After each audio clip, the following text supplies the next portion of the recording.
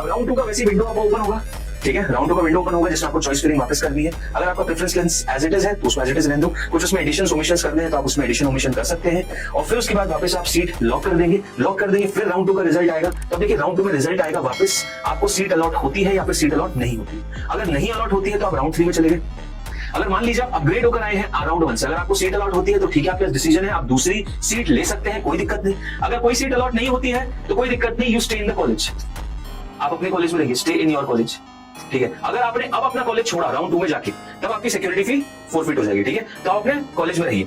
अगर seat allot हो गई है तो आपका डिसीजन है, आप या तो जो नया कॉलेज है उसमें एडमिशन ले लीजिए, करेक्ट है, हर बच्चे के लिए राउंड 1 अपग्रेड हो गया जो राउंड 1 से उसके लिए भी, और साथ ही साथ जिसने फ्रेश रजिस्ट्रेशन किया, जिसको कोई कॉलेज नहीं मिला, अगर उसे कॉलेज मिल चुका है, अगर वो संतुष्ट है तो कॉलेज में जाकर रिपोर्ट करे।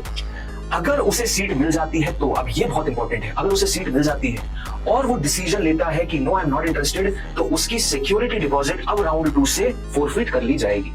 बात समझ में आ रही है? तो अब पॉइंट ये आ जाता है कि फ्री एग्जिट राउंड बस राउंड 1 तक था, राउंड 2 से आपका फ्री एग्जिट राउंड खत्म हो जाता है। Am I clear? बात समझ में आई? तो बेसिकली आपका राउंड 2 में जो भी डिसीजन आता है, अगर अब आप सीट नहीं लेते हो, आपको मिल जाती है काउंसलिंग कमेटी के थ्रू या बॉडी के थ्रू, आपको एक सीट अलॉट कर दी गई, और अगर आप उसको ज्वाइन नहीं करते हो या उसे डिनाई कर देते हो, आई एम नॉट इंटरेस्टेड, तो आपकी सिक्योरिटी फी फोरफिट कर ली जाएगी।